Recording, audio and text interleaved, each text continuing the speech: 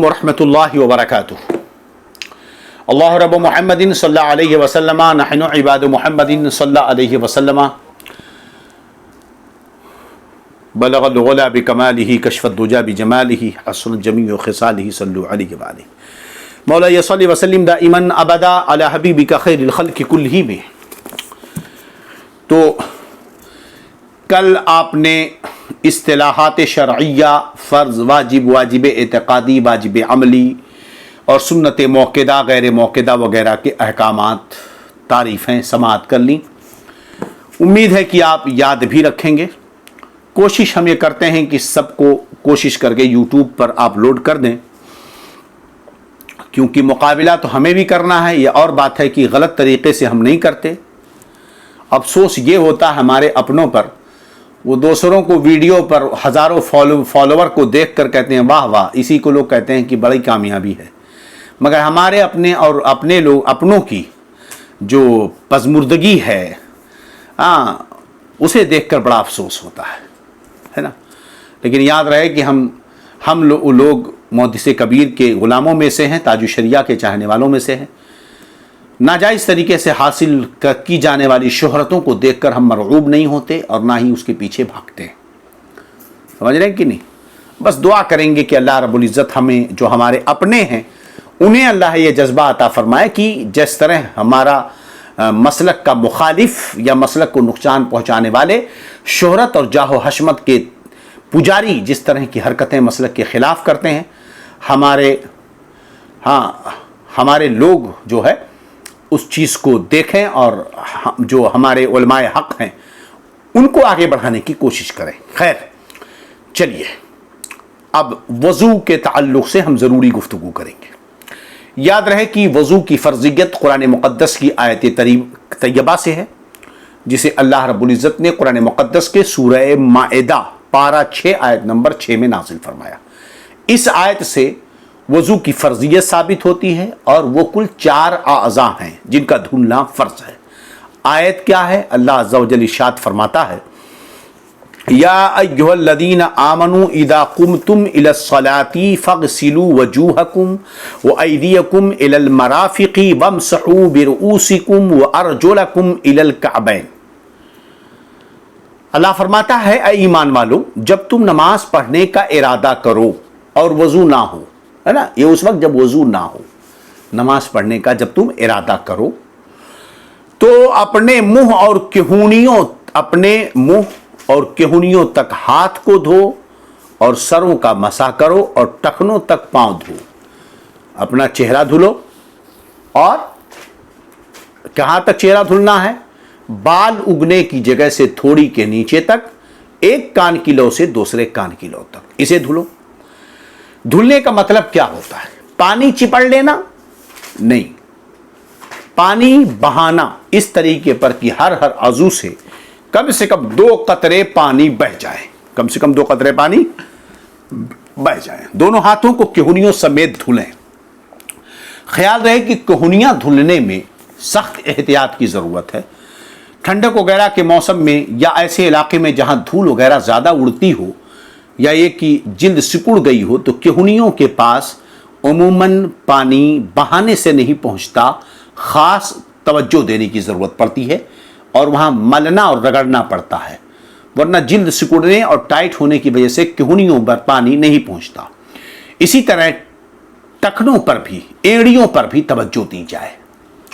इसी तरह चेहरे के धुलने में इस बात का ख्याल हो कि आँख को बहुत ज़ोर से मीच न लें। कुछ लोगों की आदत होती है पानी मारने में आँख को ज़ोर से मीच लेते हैं और इस मीचने की वजह से पलकों के चमड़े सिकुड़ जाते हैं, तो वहाँ पर पानी बह नहीं पाता। तर हो जाना अलग है, बहता नहीं है। इसी तरह अगर अंगूठी वगैरह पहनी है या हाथ की जिल्दों में, हाथ की हथेलियों में, उंगलियों की घाइयों में अगर किसी को चमड़े मोटे हों और सिकुड़न सी हो, तो उसे भी अच्छी तरह वो धुले। आज़ाए वज़ू में से अगर किसी जगह पानी नहीं पहुंचा बाल के बराबर, तो बाज़ अहादीस में आया कि वहाँ पर आग के अंगारे रखे जाएंगे। तो ये तो वईद है।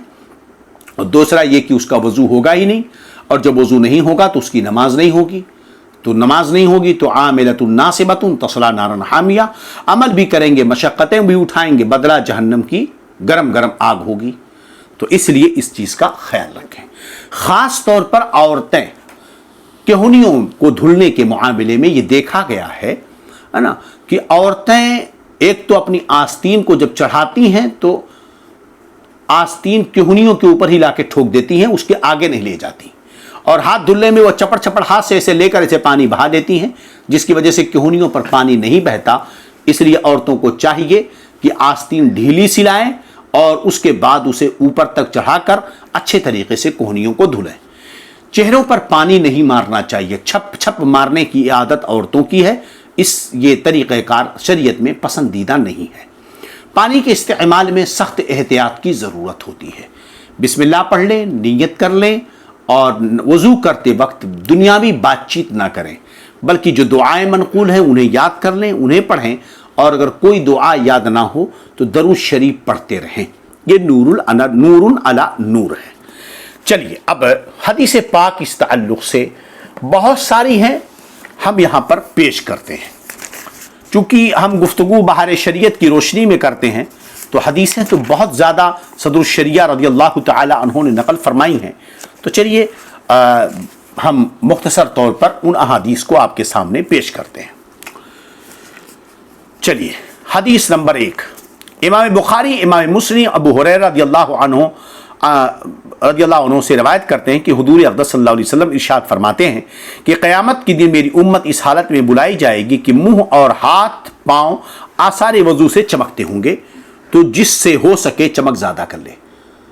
اب یہاں پر اردو میں حدیث پاک نقل کی صدر الشریعہ نے, بخاری شریف میں یہ روایت کتاب الوضو میں موجود ہے نا, یدعون امتی یوم القیامت غرر المحجلین من آثار الوضو. قیامت کے دن میری امت بلائی جائے گی اس حال میں کہ ان کے اعضائے وضو کی وجہ سے چمکتے ہوں گے, ہے نا. فمن شاء فلیطل غرتہ, تو جس کو پسند ہو اپنی چمک کو خوب بڑھا لے. دوسری روایت حضرت مسلم صحیح مسلم کی ابو ہریرہ سے, حضور صلی اللہ علیہ وسلم نے صحابہ کرام سے ارشاد فرمایا, کیا میں تمہیں ایسی چیز نہ بتا دوں جس کے سبب اللہ تعالیٰ خطائیں مٹا دے, درجات بلند کر دے. صحابہ نے عرض کی یا رسول اللہ ضرور بتائیں. فرمایا جس وقت وضو کرنا ناگوار ہوتا ہو, ان ٹھنڈی ہو, تکلیف ہو, اس وقت مکمل وضو کرنا, اچھا وضو کرنا, اور مسجد کی طرف قدموں کی کثرت, یعنی مسجد کی طرف جانا, ہے نا, بار بار 5 وقت مسجد میں گیا واپس آیا, پھر گیا پھر واپس آیا, قدموں کی کثرت, اور ایک نماز کے بعد دوسری نماز کا انتظار. اس میں بڑا ثواب ہے. کیا ثواب ہے؟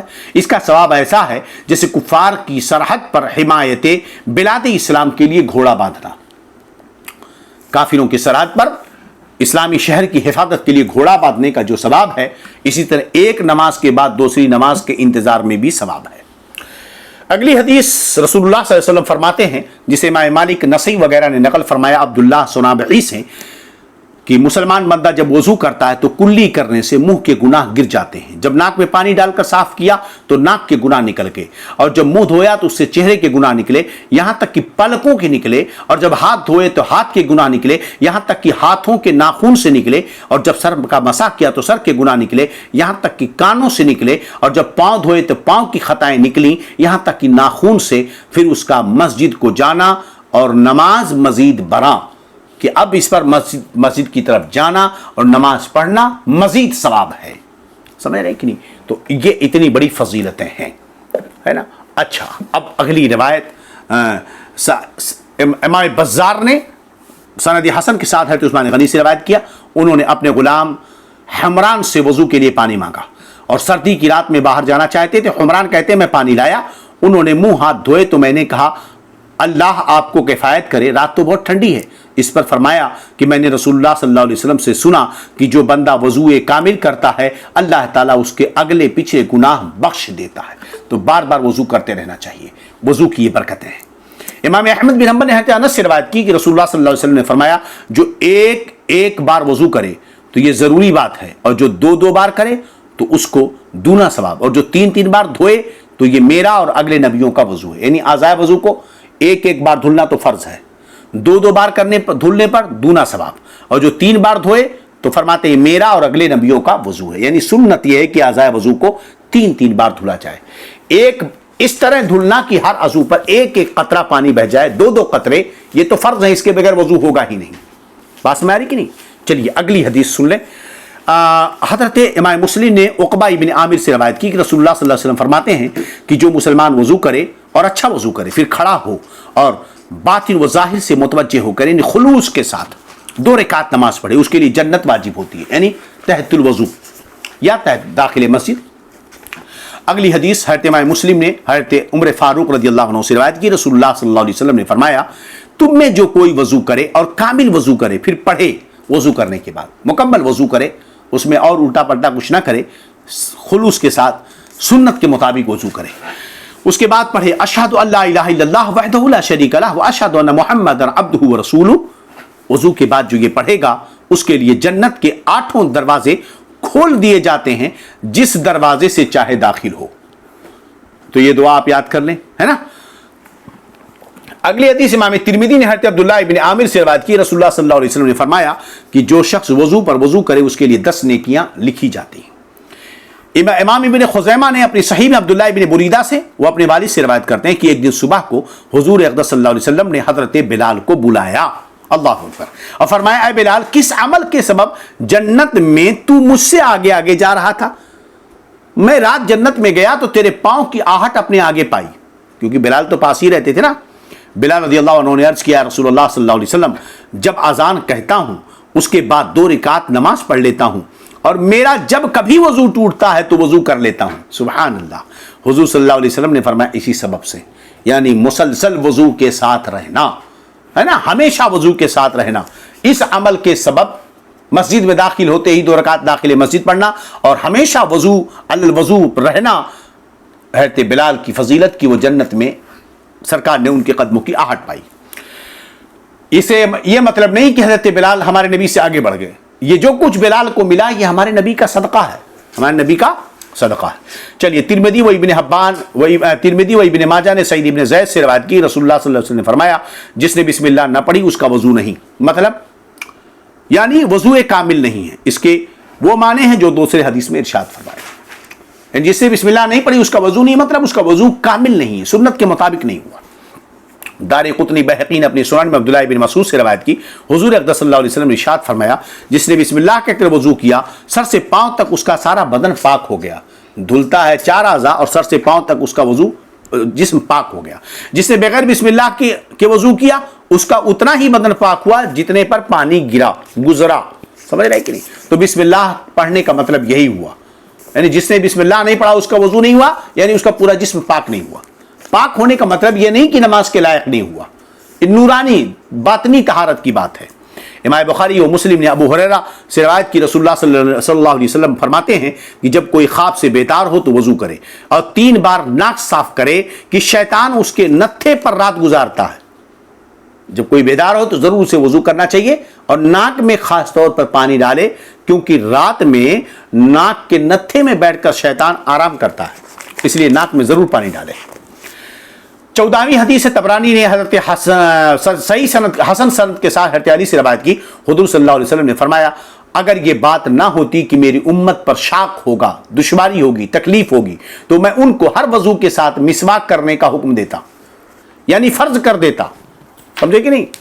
لولا اشق علی امتی لامرتهم بالسواک عند کل صلاۃ، میرے نبی نے فرمایا اگر میری امت پر دشواری کا ڈر نہ ہوتا کہ میری امت کے لیے مشکل ہو جائے گا اگر ایسا کہہ دیا جائے، تو ہر نماز کے وقت، ہر نماز کے وضو کے وقت میں مسواک کرنے کا حکم دیتا۔ ہمارے نبی کو مسواک بہت پسند تھی۔ چلیے طبرانی نے ایک روایت یہ نقل فرمائی کہ سید عالم صلی اللہ علیہ وسلم کسی نماز کے لیے تشریف نہ لے جاتے تا وقتے کی مسواک نہ فرما لیتے، تو لہذا وضو سے پہلے مسواک کرنا یہ بھی سنت ہے۔ تو لکڑی والی مسواک نیم کی ہو، ببول کی ہو، کسی تیکھے درخت کی ہو جس سے دانت صاف ہوتے ہیں، اگر کچھ نہ ملے تو یہ جو برش ہے نا یہ بھی مسواک کے حکم میں داخل ہوگا، ٹھیک ہے، جبکہ کولگیٹ وغیرہ ٹھیک ٹھاک ہو، اور اگر وہ بھی نہیں ہے تو کم سے کم انگلیوں سے دانت کو مل لے، یہ سنت ہے۔ حضرت عائشہ رضی اللہ عنہ سے مروی کہ رسول اللہ صلی اللہ علیہ وسلم باہر سے جب گھر میں تشریف لاتے تو سب سے پہلا کام کیا کرتے؟ مسواک کرنا ہوتا تھا۔ حضرت امام احمد بن حنبل رضی اللہ تعالیٰ عنہ جو ہے روایت کرتے ہیں کہ رسول اللہ صلی اللہ علیہ وسلم نے فرمایا کہ مسواک کا التزام رکھو کہ وہ سبب ہے منہ کی صفائی اور رب تعالیٰ کی رضا کا، تو پیلو کا مسواک ہو، نیم کا مسواک ہو، زیادہ بہتر ہے۔ اگلی حدیث 18 نمبر کی ابو نعیم نے جابر رضی اللہ تعالیٰ عنہ سے روایت کی، سرکار دو جہاں صلی اللہ علیہ وسلم نے ارشاد فرمایا 2 رکعتیں جو مسواک کر کے پڑھی جائیں अफजल है बेमिसवाक के 70 रकातों से। ये फजीलत की बात है। और 19वीं हदीस एक रिवायत में कि जो नमाज मिसवाक करके पढ़ी जाए वह नमाज उस नमाज से कि बेमिसवाक के पढ़ी गई 70 हद से हिस्सा अफजल है। मिशकात शरीफ में एक हदीस हज़रत आयशा रज़ियल्लाहु अन्हा से मरवी है कि नबी करीम सल्लल्लाहु अलैहि वसल्लम ने फरमाया 10 चीज़ें फतरत से, उनका हुक्म हर शरीयत में था। मोछे कतारना, दाढ़ी बढ़ाना, मिसवाक करना, नाक में पानी डालना, नाखून तराशना, उंगलियों की चुंटियां धुलना और बगल के बाल दूर करना, मुँह ज़ेरे नाफ मूडना, इस्तिंजा करना, कुल्ली करना। ये फितरत से है, हमेशा ये हुक्म रहा। हज़रत अली रज़ियल्लाहु अन्हु से मरवी है कि रसूलुल्लाह सल्लल्लाहु अलैहि वसल्लम ने इरशाद फरमाया, बंदा जब मिसवाक कर लेता है फिर नमाज को खड़ा होता है तो फरिश्ता उसके पीछे खड़ा होकर क़िरात सुनता है। फिर जब उससे करीब होता है यहाँ तक कि अपना मुंह उसके मुंह पर रख देता है। सुभान अल्लाह, सुभान अल्लाह। समझ गए? मशाइखीन किराम फरमाते हैं कि जो शख्स मिसवाक का आदी हो मरते वक्त उसे कलमा पढ़ना नसीब होगा, और जो अफयून खाता हो मरते वक्त उसे कलमा नसीब नहीं होगा। ये हदीसें जो जिक्र की सदरुल शरिया ने, हमने उनको सब आपके सामने पेश कर दी हैं। अब अहकामे फ़िक़हिया हैं, है ना? तो जो चंद ज़रूरी बातें हैं वो आप तक हम बयान कर दें।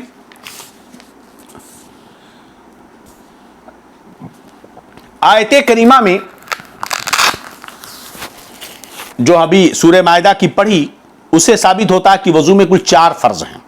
नंबर 1 मुंह धुलना, नंबर 2 केहूनियों समेत दोनों हाथों का धुलना, नंबर 3 सर का मसा करना, नंबर 4 टखनों समेत दोनों पांव का धुलना। ये वजू में 4 फर्ज हैं। अब सवाल ये पैदा होता है धुलने का मतलब क्या होता है? किसी अज़ू के धोने के ये माना है कि उस अज़ू के हर हिस्से पर कम से कम 2 बूंद पानी बह जाए। ये जरूरी है, कम से कम हर अज़ू पर 2-2 बूंद पानी बह जाए। भीग जाने या तेल की तरह पानी चिपड़ लेने या एक आध बूंद बह जाने को धोना नहीं कहेंगे। एक आध बूंद बह गया या पानी चिपड़ लिया जैसे तेल लगाते हैं, तो ये धोना नहीं हुआ, ना उससे वजू होगा ना ही गुस्ल होगा। इस चीज़ का लिहाज बहुत ज़रूरी है, लोग इसकी तरफ तवज्जो नहीं करते और नमाजें उनकी क्या होती है, बर्बाद हो जाती हैं। बदन में बात जगहें ऐसी हैं कि जब तक उनका ख़ास ख्याल ना किया जाए उन पर पानी ना बहेगा। समझ रहे हैं कि नहीं? और हमने मुख्तसर शुरू ही में उन सब की तशरीह कर दी है। अब इसी तरह मसा किसे कहते हैं? वजू या गुस्ल में जिसका धुलना फर्ज हो वहां पर तरी पहुंचने को मसा कहते हैं। अब पहला फर्ज है मुंह का धुलना। मुंह धोना मतलब शुरू पेशानी यानी जहां से बाल उगते हों, है ना, वहां से, है ना, शुरू पेशानी से थोड़ी तक, थोड़ी है ना, मुंह के नीचे जो हड्डी उभरी रहती है ये लंबाई है, और चौड़ाई में एक कान से दूसरे कान तक मुंह है। इस हद के अंदर जिल्द के हर हिस्से पर एक मर्तबा पानी बहाना फर्ज है, यानी 2-2 कतरे पानी बह जाना चाहिए। बाल उगने की जगह, तो मतलब यह है कि बाल, एक आदमी का बाल हो ही मत तब आधे सर से उसको बाल है। यह एक आदमी ऐसा है जिसके बाल यहां भौं तक हैं, अबरू तक, भौं तक हैं उसका, तो आदतन जहां से बाल उगते हैं उमूमन वहां पेशानी का एतबार है। लिहाजा अगर किसी आदमी का आधा सर बाल गायब हो तो इसका मतलब नहीं कि वहां से वो धुलेगा। आदतन आमतौर पर बाल जहां से उगते हैं वहां से चेहरा मुराद लिया जाएगा। ऐसे अगर किसी के बाल ज्यादा पेशानी की तरफ आ गए हों तो उसमें भी आदतन जहां तक होता है वहीं का एतबार होगा। चलिए, जिसके सर के अगले हिस्से के बाल गिर गए या जमे नहीं उस पर वहीं तक मुंह धोना फर्ज है जहां तक आदतन बाल होते हैं। अगर आदतन जहां तक बाल होते हैं उससे नीचे तक किसी के बाल जमे हों तो उन जायद बालों का जड़ तक धुलना फर्ज है। बात में आ रही कि नहीं? मोछों या भौं या बिच्ची, ये जो होंठ के नीचे थोड़ा सा होता है दाढ़ी के बाल घने हों कि खाल बिल्कुल न दिखाई दे, तो ऐसी सूरत में जिल्द का धोना फर्ज नहीं, बालों का धोना फर्ज है।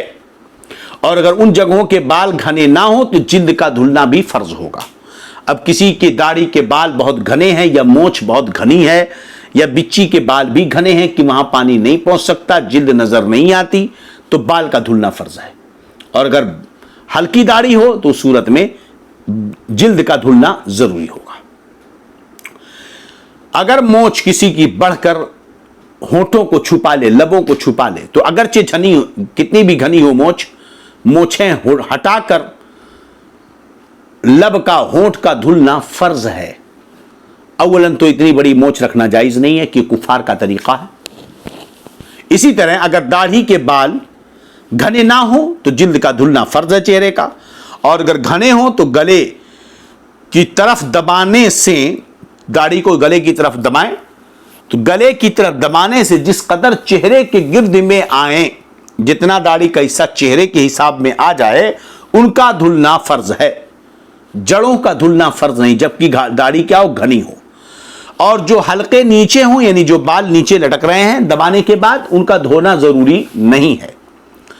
اور اگر کچھ حصے میں گھنی ہوں اور کچھ چھدرے ہوں, کھلے کھلے ہوں, تو جہاں گھنے ہوں وہاں بال اور جہاں کھلے ہوں اس جگہ جلد کا دھونا فرض ہے. اب ہونٹ کا دھلنا کہاں تک فرض ہے؟ تو کہتے ہیں لبوں کا وہ حصہ جو عادتاً, ہونٹ کا وہ حصہ جو عادتاً لب بند کرنے پر ظاہر رہتا. عام طور پر ہم ہیں, جیسے آپ بیٹھے ہوئے ہیں, آپ اپنا منہ بند کیے سن رہے ہیں, تو کوئی تو منہ کھول کے سن نہیں رہا ہوگا, ہر کوئی منہ بند ہی رکھا ہوگا. اگر کوئی سو رہا ہے تو بول نہیں سکتے. تو جو جگتی حالت میں ہو اپنی, تو جو عام حالت میں جتنا ہونٹ کھلا رہتا ہے نا, اس کا دھلنا فرض ہے. اب اگر کوئی وضو کر رہا تھا اور خوب زور سے ہونٹ کو بند کر لیا اور عادتاً جتنا کھلا رہتا اس کا کچھ حصہ چھپ گیا, اس پر پانی نہ پہنچا, اور اس نے کلی نہیں کی تھی کہ دھل جاتا, تو وضو نہ ہوا. ہاں وہ حصہ جو عادتاً منہ بند کرنے میں ظاہر نہیں ہوتا ان کا دھلنا فرض نہیں ہے, اور اگر کلی کر لیا ہے تب تو کوئی بات نہیں. رخسار اور کان کے بیچ میں جو جگہ ہے جسے کنپٹی کہتے ہیں, اس کا دھونا فرض ہے. ہاں اس حصے میں جتنی جگہ داڑھی کے بال گھنے ہوں وہاں بالوں کا, اور جہاں بال نہ ہوں یا گھنے نہ ہوں تو جلد کا دھلنا فرض ہے. اسی طرح عورتیں جو ناک میں نتھ وغیرہ پہنتی ہیں, ہے نا, تو نتھ کا سوراخ اگر بند نہ ہو تو اس میں پانی بہانا فرض ہے, اور اگر تنگ ہو تو پانی ڈالنے میں نتھ کو حرکت دے, ورنہ ضروری نہیں. مطلب اگر اس کے اندر پہنا ہوا ہے اور تنگ ہے تو اسے ہلائے, اور اگر کھلا ہے تو پانی ڈالے, اور اگر تنگ نہیں ہے, ڈھیلا ڈھالا ہے, تو توجہ دینے کی ضرورت نہیں, پانی بہہ جائے گا, ہلانے کی ضرورت نہیں ہے. اسی طرح آنکھوں کے ڈھیلے اور پپوٹوں کی اندرونی سطح کا دھونا کچھ درکار نہیں. آنکھوں کے ڈھیلا جو پلکوں کے اندر ہوتے ہیں, پپوٹے, اندر والا حصہ دھلنا کچھ ضروری نہیں, بلکہ دھلنا بھی نہیں چاہیے کیونکہ اس میں نقصان ہے. کچھ لوگ کہتے ہیں اندر کا دھلنا چاہیے, نہیں دھلنا چاہیے. منہ دھوتے وقت آنکھیں زور سے میچ لی کہ پلک کے متصل ایک خفیف سی تحریر بند گئی ہے نا. جب آپ نے جم کے آنکھ بند کی تو پپوٹوں پر, ہے نا, تھوڑی سی لکیر کھینچ جاتی ہے نا, چمڑے سکڑ جاتے ہیں, اس پر پانی نہ بہا, ہے نا, اور وہ عادتاً بند کرنے سے ظاہر رہتی ہے تو وضو ہو جائے گا, مگر ایسا کرنا نہیں چاہیے. اور اگر کچھ زیادہ دھلنے سے رہ گیا تو وضو نہیں ہوگا. تو میں نے کہ نہیں, تو جو لکیر بننے کی بات ہو رہی تو گویا کہ اس حصے پر پانی پہنچ جاتا ہے. چلیے, آنکھ کے کوے پر, کوے پر, آنکھ کے کوے پر, یعنی اس طرف جو آنکھ کا کونا ہوتا ہے, کونا, اس پر پانی بہانا فرض ہے. مگر سرمے کا جرم, یعنی سرما لگایا تھا اس کی جلد پلکوں پر, کوے پر رہ گیا اور وضو کر لیا, اور پتہ نہ چلا